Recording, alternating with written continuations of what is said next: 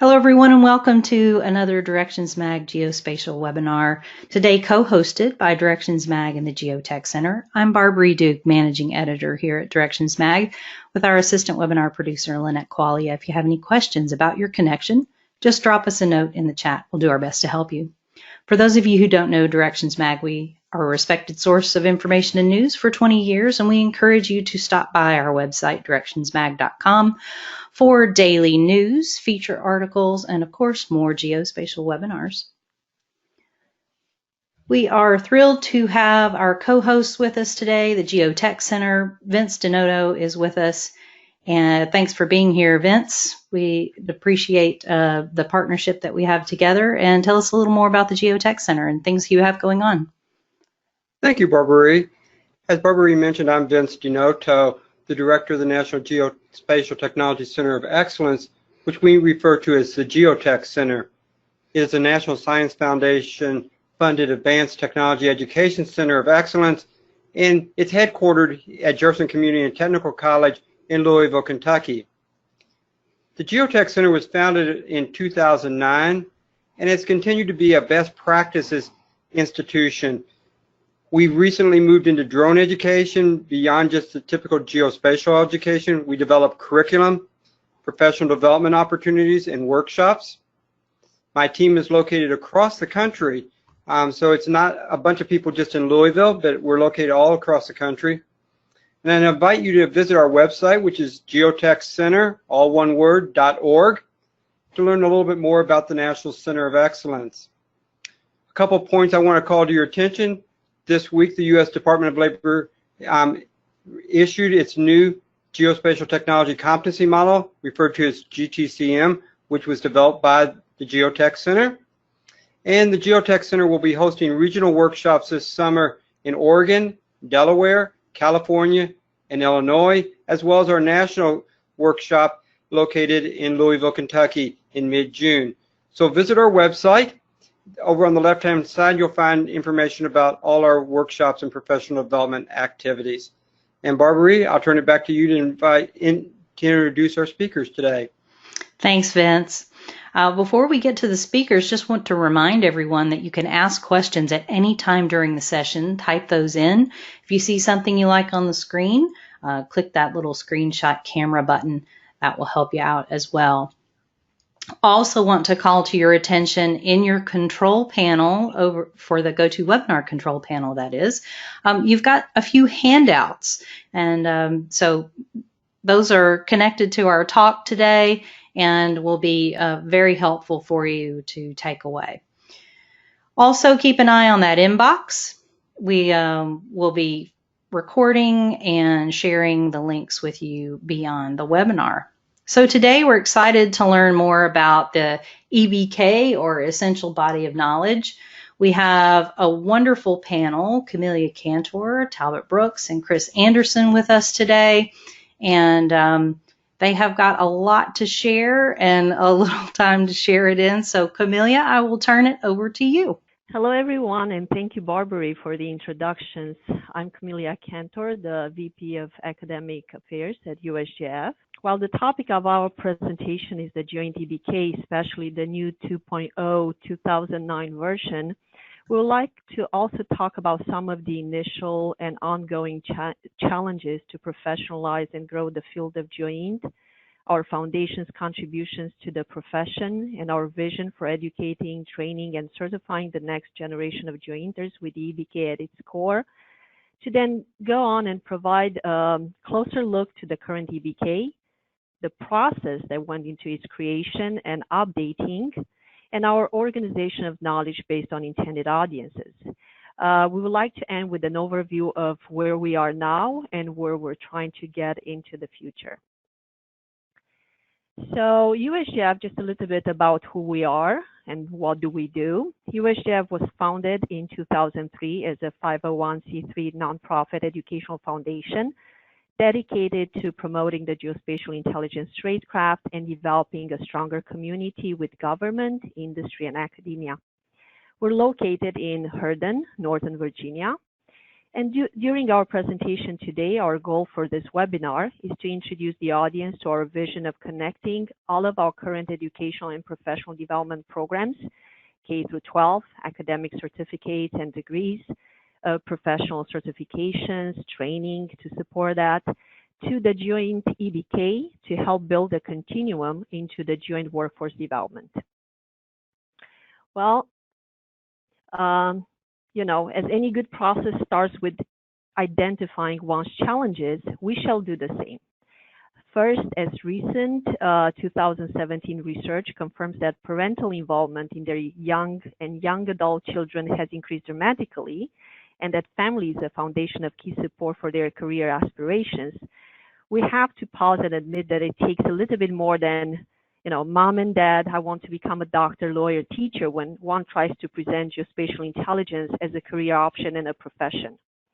With GEOINT not being a well-known and clearly defined profession, it is much more difficult to attract new workforce when compared to more traditionally established professions.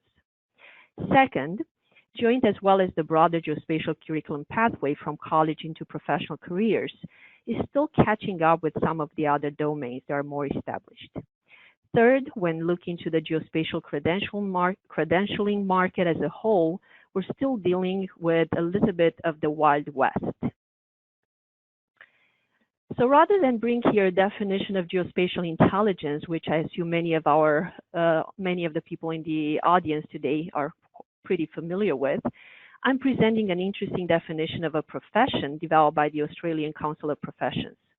As you may see here, there are a few important takeaways, namely, special knowledge and skills, recognized body of learning, research, education, and training, all leading into the application of these in the interest of others. I did not add it on my slide, but according to the Institute for Competitive Intelligence, a body of knowledge is defined as, and I quote, the complete set of concepts, terms, and activities that make up a professional domain as defined by the relevant professional association, end of quote. While the term body of knowledge is also used to describe a document that defines that knowledge, the body of knowledge itself is more than simply a collection of terms, a professional reading list, a library, a website, or a collection of websites, a description of professional functions, or even a collection of information. It is the accepted ontology for a specific domain. At USGIF, we see ourselves as the relevant professional association who has the mission to create and maintain this body of knowledge for our profession.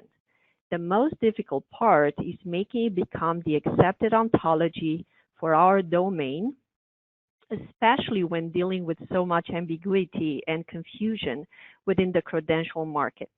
Mr. Brooks, USGIF Chair of the Certification Governance Board, will discuss a little bit some of these challenges today. Talbot? Thank you, Camilla. You know, when I first started teaching geospatial in 2000, I was at Arizona State University, and the department chair assigned me some classes, and I said, well, that's nice. Just what am I supposed to teach in each of these? And it really was symptomatic of some larger ambiguity that's out there, in that it's really hard to figure out what the body of knowledge is for geospatial and how it articulates to certifications, academic curriculum models, credentialing, how do we make academic programs support workforce needs, and do all of that in some type of sensible continuum. And so if, next slide, please. So if we looked out there, you know, there's this landscape of certificates, certifications, licenses. An employer can't make sense of that, and because we can range from a 40-hour training class where ESRI issues a certificate to the GEOINT certificates awarded by USGIF, which are 21 semester hours on average. And the employer landscape just doesn't really understand this, and the conversation going the other direction. What has to be in that content for certificates, for certifications, etc., to be of value to the employer. So USGIF kind of set off down the road here where we needed to build a body of knowledge that really starts defining what this industry is, to give it an identity. And we started, and we can see that GISCI offers the GISP, ERISA is doing the Certified Geospatial Manager, there's ASPRS with their Certified Mapping Scientist, et cetera, et cetera. There's this landscape. And we think there's an opportunity to leverage these types of certifications by defining this body of knowledge so that the employer can look out and see kind of a modular network of loosely interconnected certifications, and that a body of knowledge could be designed such that it has learning objectives organized and structured in a way that makes them easier to adopt within academia. When you start taking this approach, then defining how we do education, at least, around a body of knowledge, it makes things more transferable, it makes them more transparent, and I think it serves to overall strengthen the industry at large. So while we see a continued demand for increase in certifications and certificates and GIS degrees and all that, we're hoping by providing a body of knowledge that can be referenced on the GEOINT side will really help clarify things across that spectrum and enable us to employ a continuum that addresses education needs, as Camilla had pointed out, from high school through the doctoral level.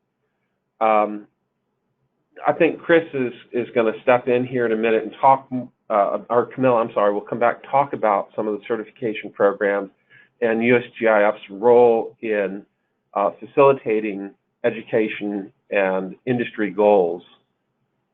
Camilla? Yes, thank you, Talbot.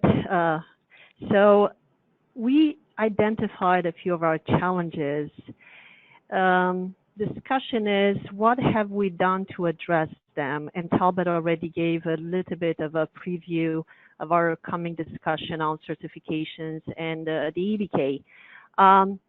One would say that we should have started by building a body of knowledge from the beginning. That would have been great if anyone had an idea a few years back of what represented the joint body of knowledge. For us, the GEOINT EBK is not only a body of knowledge, but also a way of knowing. And what place better than academia could help build that way of knowing into knowledge? In the chicken before the egg, or vice versa approach, USGIF has established a discipline-specific accreditation program in 2007, initially only accrediting certificate programs, then adding degrees as the discipline began to mature. The EBK was only established in 2015 to help build the professional certifications launched in 2016. Chris will speak more about the process in a few minutes.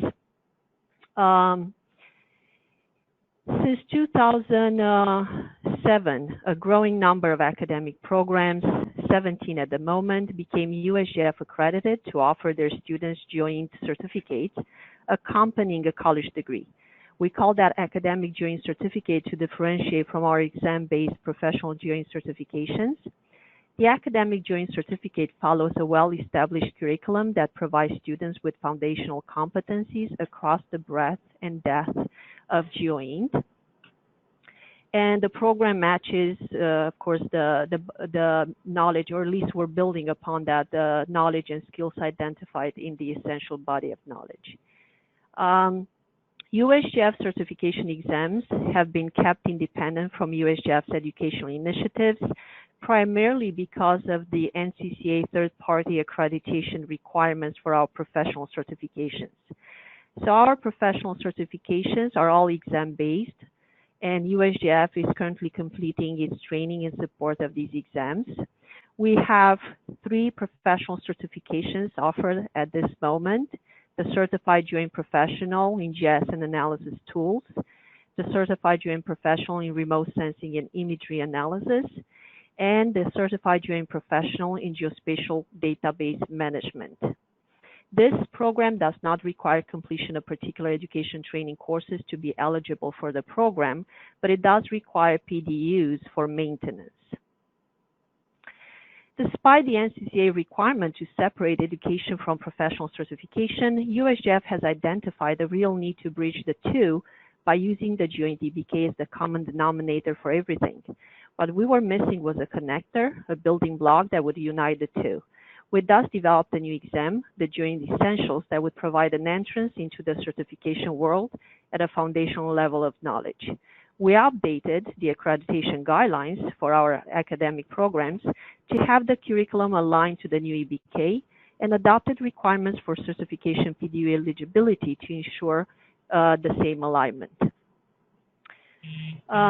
I will now pass it on to Chris to give a brief overview of the GEOINT Essentials exam. Chris? Thanks, Camelia, and thanks everyone for joining the call. So I've had the pleasure and the privilege of supporting USGIF in their professional development and education efforts for about the past 5 years. And so I've been working on the accreditation guidelines, the development and the launch of the EBK, and the certification program. And I can tell you that what we're briefing out to you today is a major upgrade in the quality of the program. So Camelia alluded to some of the need for incentivizing professional development and professional growth and having a bridge between academia and industry. And the current approach for the GEOINT Essentials exam does that. The goal is to assess and evaluate the community's readiness at large for geospatial capabilities and to give stakeholders visibility into the strengths and weaknesses of the community across the 4 core competencies covered in the GEOINT Essential Body of Knowledge.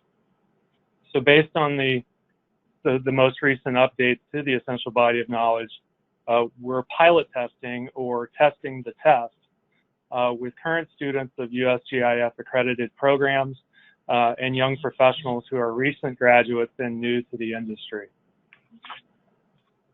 We're currently at the point in the program where we're in the process of testing the test. We're working with academic programs and young professionals to do so. And we anticipate that to be completed by the end of this spring. We anticipate that being available to the broader community in the fall. So in a nutshell, Camelia alluded earlier to the USGIF vision and goals for the GEOINT career pathway. What we've got depicted on on the slide here is that GEOINT career pathway and the current vision.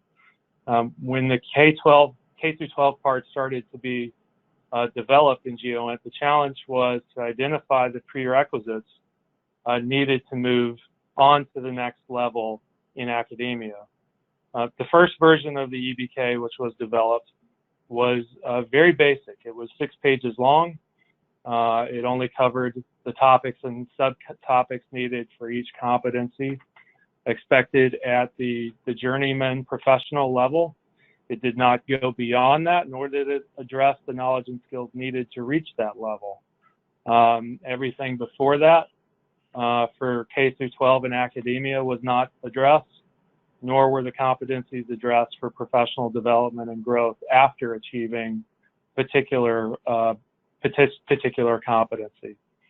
So given all that, USGIF took another look at investing in a major overhaul of the essential body of knowledge and to develop and create a framework with sufficient emphasis on it to support development and growth throughout a GEOINT professional's career, not simply at a single level of certification. So what we're talking to you about today is the updated version of the GEOINT Essential Body of Knowledge. I believe it was recently published on the USGIF website earlier this month. I'm going to talk to you a little bit about the original version of it, some of the process that was used to develop the updated version, and where we're going from here. So as Camelia mentioned earlier, the original version of the essential body of knowledge was published really with a focus on that journeyman professional at a given level of professional competency was not a full breadth of professional development and growth. Really, it was only at a certain level.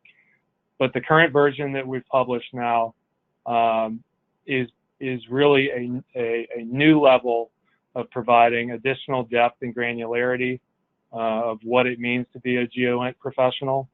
And we really took input based on feedback from test candidates, certification candidates who said, you know, this asset is not sufficient for helping me prepare for certification or growth, and feedback that we received from the academic community and from training providers regarding the limitations of the previous version.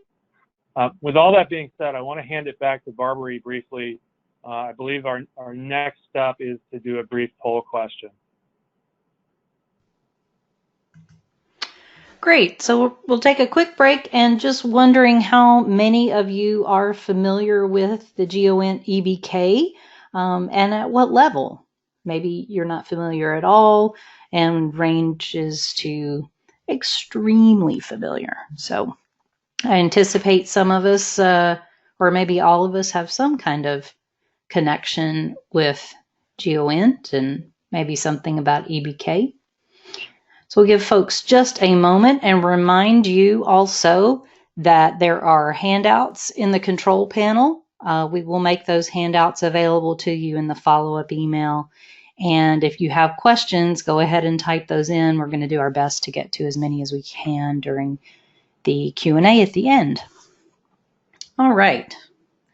So let's have a look here and share these results. It looks like coming in first place is slightly familiar.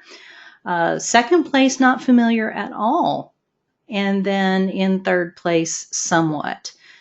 Fantastic. Well, folks, you are in the right place to learn more about this.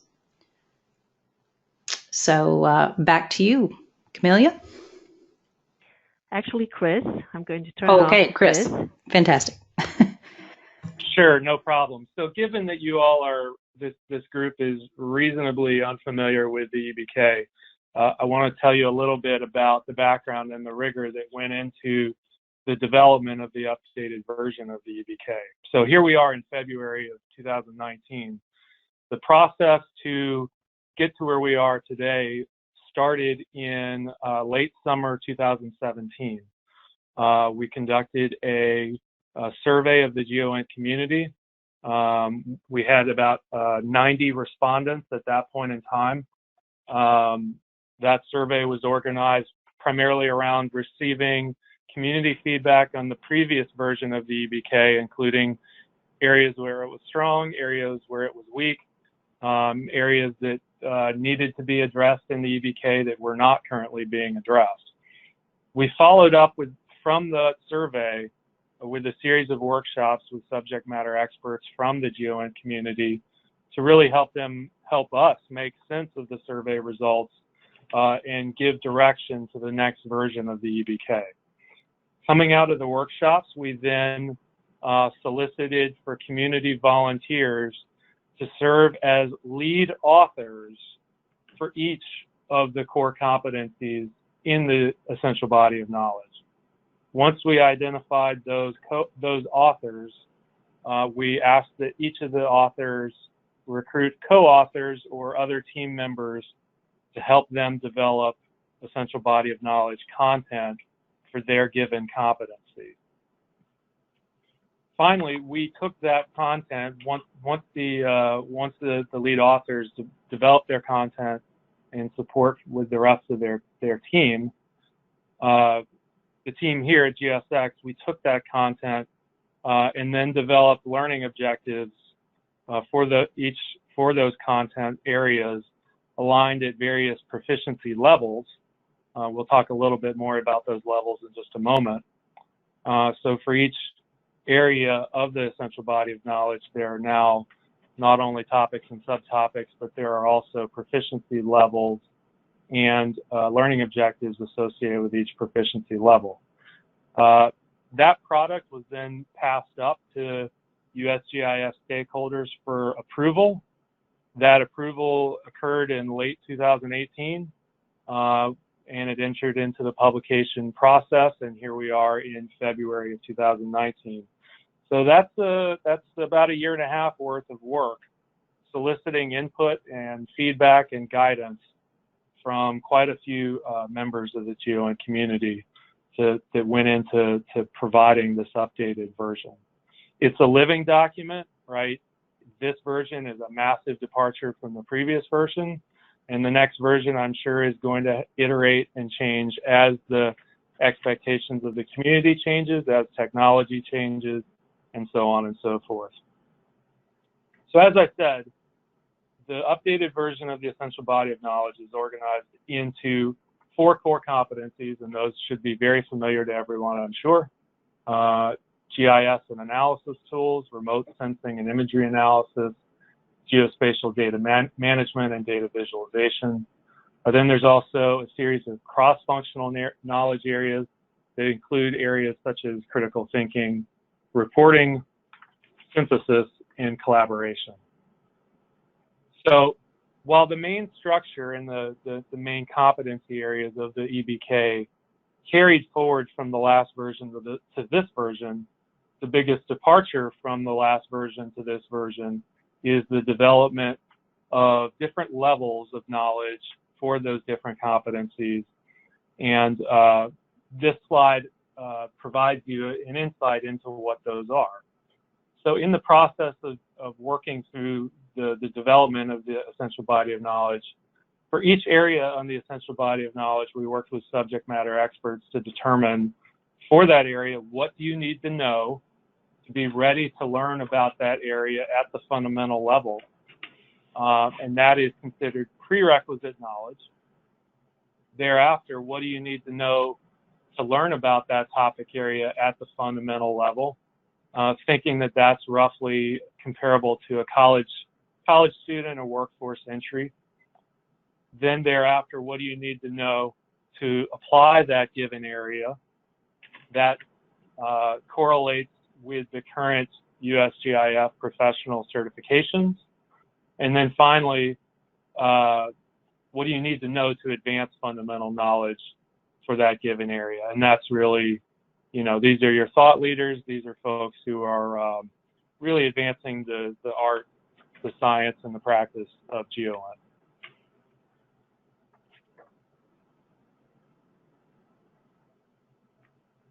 So the updated version of the EBK really is structured in this manner, right? Each area of the essential body of knowledge, within each competency, there's a series of topics and subtopics. For each topic and subtopic, there's a series of prerequisites, foundational statements, application statements, and mastery level statements. And within each of those, there's a series of learning objectives or measurement objectives that, for example, training and education providers can use to develop curriculum. Professionals in the field can use to evaluate where they are in their professional growth. Employers could leverage the statements in there to identify and develop job positions and position descriptions. So the potential uses and the structure of the updated body of knowledge really provides, I think, a firm foundation for multiple stakeholders within the GEOINT community to use it in many different forms and facets. With that being said, I'm going to pass it back over to Camelia. Thank you, Chris. And Chris already mentioned before that one of a section of the EBK includes cross-functional competencies. The geospatial intelligence field tends to be seen as more technical and focused on technology. We like to look at it as more like a STEAM other than STEM discipline. So we have a strong emphasis on the cross-functional competencies that are part of the EBK. Cross-functional competencies are knowledge areas necessary when there are widely accepted knowledge, skills, and abilities that transcend specific core competencies or where competencies are found across the full scope of practice. They usually reflect qualitative soft skills used by most GEOINTers, unique aspects of the universal GEOINT tradecraft applicable to the majority of practitioners, common GEOINT knowledge and practices that if followed will improve the performance of a practitioner. And Chris already had those on the screen. The EBK cross-functional GEOINT knowledge, skills, and abilities are critical thinking, collaboration, synthesis, and reporting. GEOINT EBK competencies have also been gaining foothold in GEOINT teaching, training, and practice. However, accelerated changes in the GEOINT environment and the structure of GEOINT work itself requires evolving competencies and knowledge areas. This section of the EBK provides 7 new directions for the application and mastery of emerging GEOINT areas, along with an overview of the expected prerequisites and foundational skills and knowledge needed to improve organizational learning and GEOINT tradecraft. Those areas are data science, use of varied data sets, machine learning, virtual reality, neural networks, artificial intelligence, UAVs, UAS, and automation. And I would like to pause again and pass it back to Barbary to get a little bit of your feedback. So this time we would like to learn a little more about how you would use the EBK as part of your work. Do you feel like it would be an integral part or perhaps not so much? So we'll give everyone just a few moments to quickly answer that. And looks like we have a very clear runaway winner. So let's share those real quickly. And certainly winning is likely at 57%. Yay. So back to you, Camelia. Okay, thank you. Well, we started our presentation by stating that the body of knowledge itself is more than simply a collection of terms, right? We wanted it to be accepted, to become an accepted ontology for a specific domain. Talbot is going to go farther and discuss his own almost simultaneous experience as both the CGB chair and EBK major contributor, GEOINT certified professional because he passed all 3 exams, and also his current role as a director of a GEOINT program going through the accreditation process. Talbot, I'm going to pass it on to you.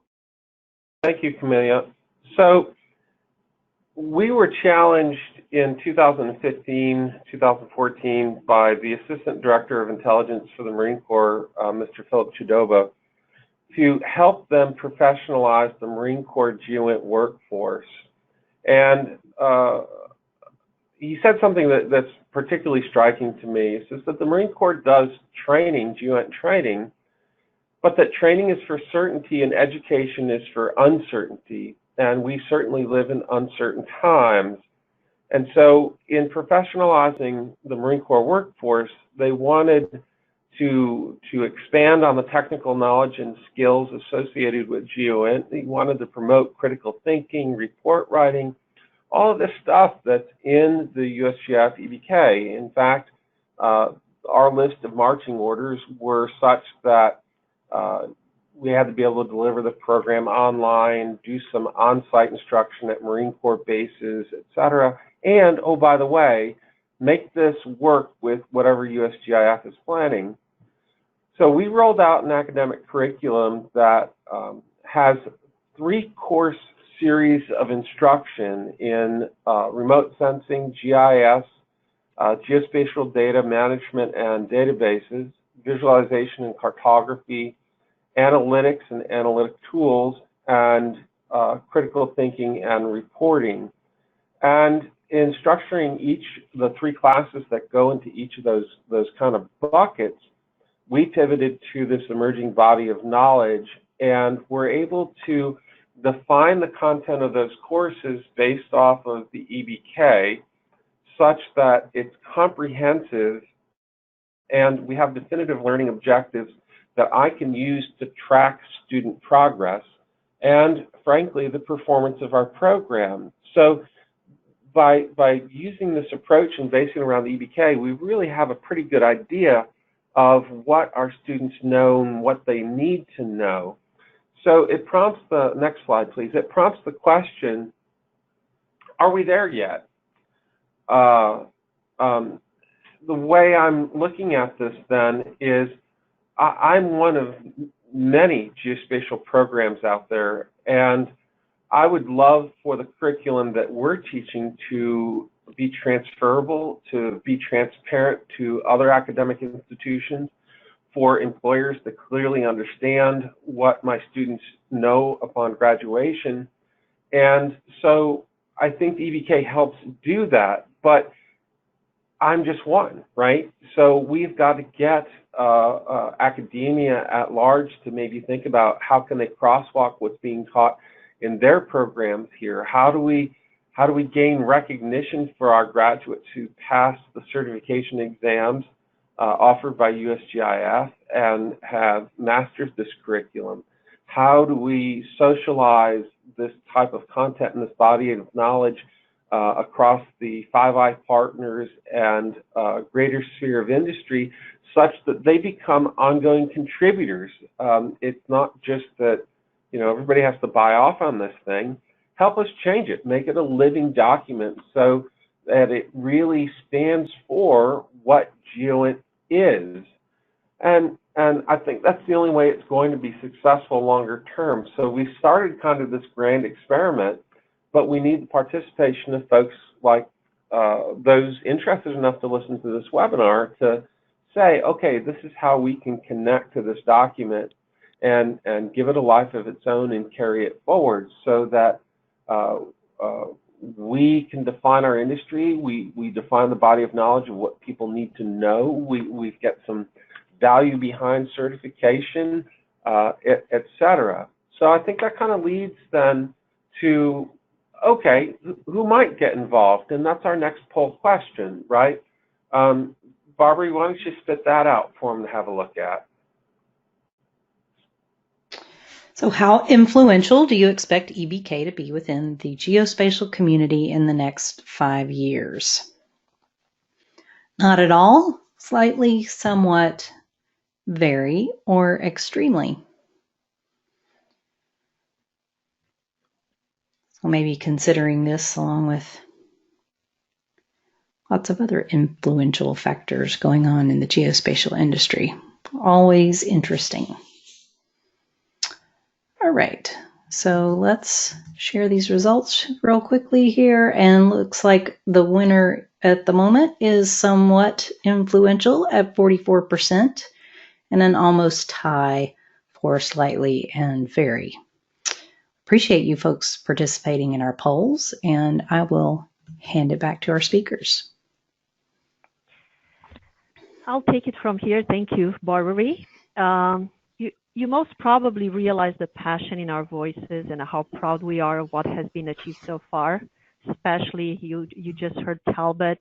We're very proud of what we did, and he was the leader on the development of the EBK together with the CGB committee. This EBK represented a significant step forward in establishing GEOINT as a profession by providing a standard framework for the competencies needed by the GEOINT professionals.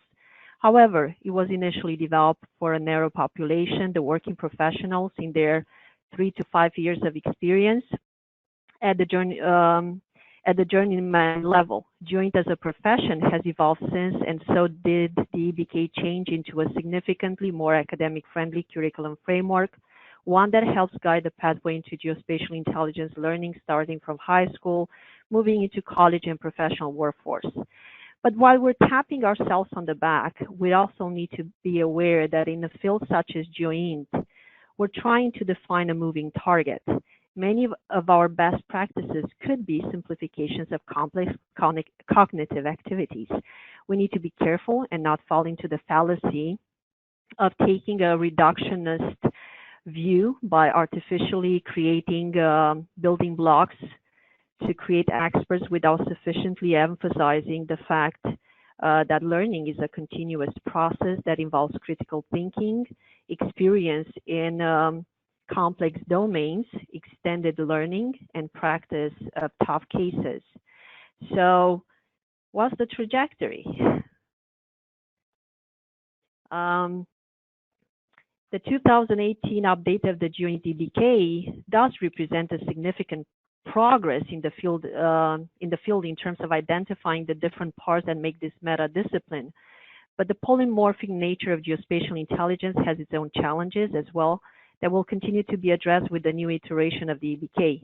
At the bare minimum, the GEOINT EBK helps to understand the discipline's definitional challenge, which is in a context similar to that of that Indian parable of the blind man trying unsuccessfully to identify an elephant by touching just one of its different parts. Though each was partly in the right, they were all in the wrong. So as a result, and because USGIF could not evolve and thrive without the support of its community of volunteers, we're ending our presentation today with a call to become members, volunteer members of a new EBK subcommittee charged with maintaining these EBK competencies. You heard a little bit of the process. Chris talked to that. It is a long process, and we can only manage to work with this moving target if we have the support of volunteers. And USGIF and GSX and folks like Talbot and others that have been helping throughout the process are definitely are the most important in ensuring the sustainability of this document. Minimally, a candidate must have 5 to 7 years of experience, and I'm not going to read this all. If interested, these are the conditions. We'll love to hear from you. If you could submit your resume or CV to my email listed there at camelia.cantor@usgif.org.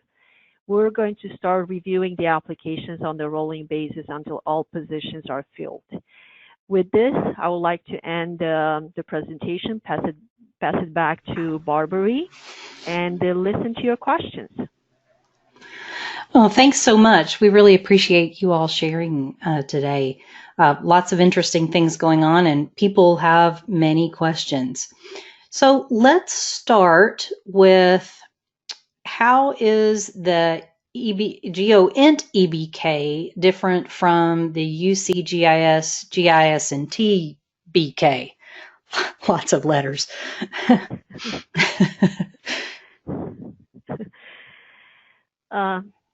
Talbot, would you like to take on that? Yeah, so I think there are a couple of significant differences. The first and foremost is the overall structure, in that we've kind of defined this by 4 levels. Not that I think the GIS and T does that to a certain degree. I think it's better articulated and clearly done here with specific learning objectives. So in doing course development type of work, it's much easier to pull this in and build curriculum around it that's appropriate to the desired level of instruction. The other is, I think it's meeting a somewhat different audience. While there's certainly overlap between GIS and spatial technologies is taught and is served by the body of knowledge, that this is also pushing into some of the analytic techniques that are used specifically for intelligence purposes. And I want to be clear, intelligence purposes isn't just within the 3-letter agencies in DC that do intelligence work. It's the type of analytics that would be done with DHS and for even placement of businesses, healthcare, things like that. And looking at how we tend to report and communicate that information. So the soft skills, that cross-functional knowledge, is a bigger part of what we've assembled here. In fact, it's 1/5 of the EBK as it stands right now. Can you write the report and communicate what you've learned and what you're doing with Geospatial so that a decision can be made or an action taken? Chris, you had something to add?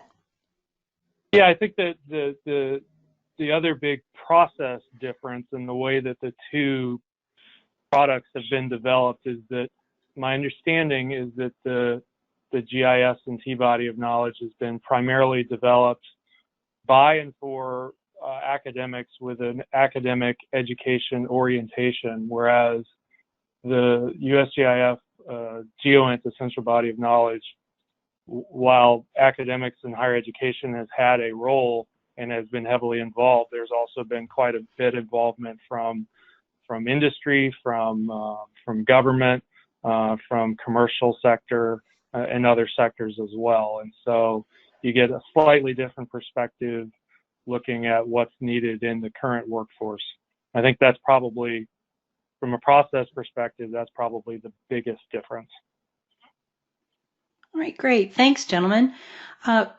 So we've got more than one person asking about folks involved with the Department of Defense, such as Air Force or Marines, and wondering if people from those areas were pulled in to consult on the EBK, and then in turn, how does that look in terms of military GEOINT technical schools and, you know, incorporating into those programs?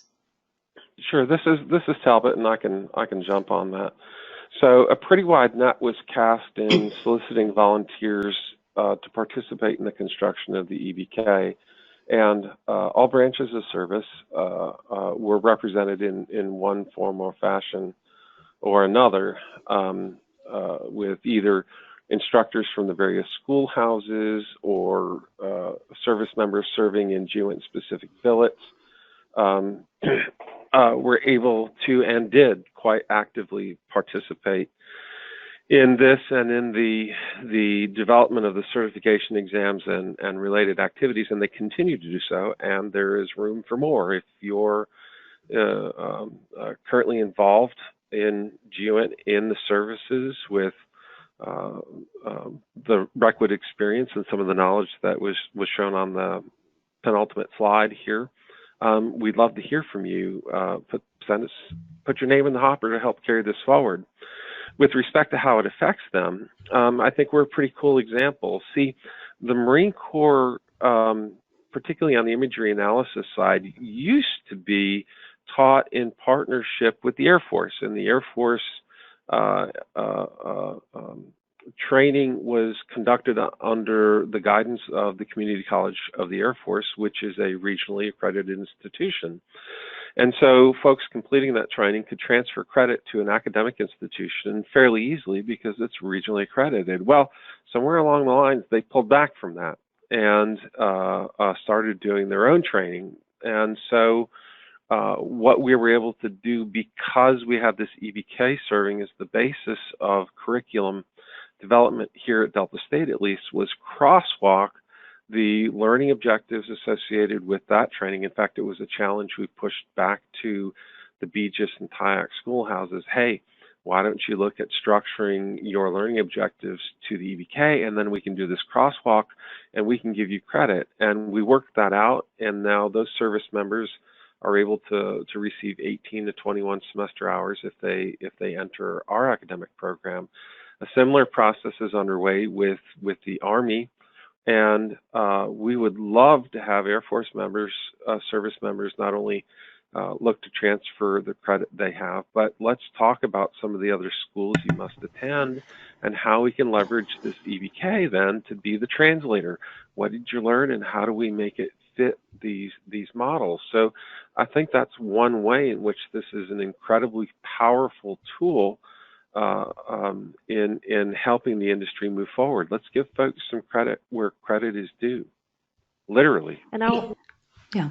Talbot, this is Camille. I would like to also just quickly mention the fact that both the Air Force Academy and the U.S. Military Academy at West Point are both accredited, and as part of the accreditation, they're also matching their curriculum to the EBK. Absolutely. So hopefully we'll get more of the academies into. I'm looking to the Navy to join the crowd. Wonderful. So along this path, then, is there a path for certification for those who have learned the skills and knowledge through their job experience and maybe self-study, opposed to a formal education? Oh, absolutely. Absolutely. And again, that's part of what we wanted to see the EBK do. You know, USGIF is rolling out boot camps that will help folks prepare for those certification exams, but it's not a requisite type of thing, and we want to be transparent with what's in those certifications. So this body of knowledge, if you look at the journeyman level of the content here, articulates pretty well to those exams, and you can use this EBK, it's a public document, as a study guide. And we'd strongly encourage that, even if you do take the boot camps that are coming out. Fantastic. So I know that we had someone ask about certification specifically in spatial analytics. Maybe you could speak to how that might plug into some things that already exist in the EBK, or if that is something else you're considering. Yeah, so a lot of the analytics are integrated into the competencies as they stand now. So there is a definitive component of spatial analysis that's part of, in fact, the competencies called GIS and analysis tools. There's a good bit of it there. The same with remote sensing. Is in terms of a specific analytic exam, I don't see us quite going to go that direction. But it's, you know, join the conversation, convince us, be part of this work. You know, we're not the know and all be all of it. Mm-hmm. Someone was asking if there was a slide or information about the dates and locations of those boot camps. That is still work in progress. Okay. We didn't release yet our plan for the boot camps. We only had a pilot boot camp ran by Talbot, and we're planning to multiply that, and we have an announcement to come soon. Wonderful. So I think maybe I'll take one more question here, and curious how this information connects to someone interested in their GISP. I'm not quite sure how to. So I can try to answer that. I sat on the board of directors for GISCI for a while, and that certification is certainly a solid one that's being rolled out and going through the accreditation process. And I wouldn't discourage anybody from pursuing any type of certification in this industry because it demonstrates a certain mark of achievement, right? Mm-hmm. But what we have here is something that's articulating to a specific body of knowledge that I think clearly communicates what the value proposition is behind the certification, and that it is structured so that it's not just one, it's several, and the depth and breadth of knowledge that's going to be required is at the journeyman level, at least, is considerable. Mm-hmm. We tend to specialize as we move forward in our careers, so I view the GISP as kind of a generalist type of approach, whereas our essentials exam will show that, but the exams right now for the journeyman certification are where folks are really starting to specialize as an imagery analyst or a geospatial analyst or, you what have you. So it's a bit of a different approach. Sure. We recently had a podcast where we were looking at some of those things, and one of the points that the panel brought up was exactly that. It's you might need certification in special hydrography, or some of those kinds of things if that's what you're doing on the job. So we do tend to specialize. Thanks for that. So one more thing. This is moving technology, always changing. So what does the cycle look like for updates to this EBK? Sure. So we're in a 3-year revision cycle. Okay. So with this latest release, this is the ideal time for people to get involved because we're looking for that participation. We try to be very agnostic in terms of how we structured this body of knowledge, that it's not any one particular software approach or view of the world that creeps into this. And at the same time, we also want to make sure that additions are stable temporally, right? We've got all our industry is buzzword crazy, right? We're talking about human terrain analysis and data fusion, right? And all of these things. And well, let's pull the string on those. What are they really, and how do they translate into kind of fundamental blocks of knowledge that would fit into this body of knowledge, instead of just, hey, here's the shiny thing for the day. Let's throw it in there, right? It's an intentional process, and that's in part why it's on a 3-year cycle rather than every 6 months. All right. Well, thank you very much, folks. We really appreciate you joining us today. Just a reminder that we will archive this for you on our website. Expect to get an email from us with a link to that recording, as well as the links. For those of you needing attendance certificates, those will be available as well. And we appreciate your opinions on the survey that pops up on the way out. Camelia, Talbot, Chris, thank you so much for your time and expertise. We really appreciate you being with us today.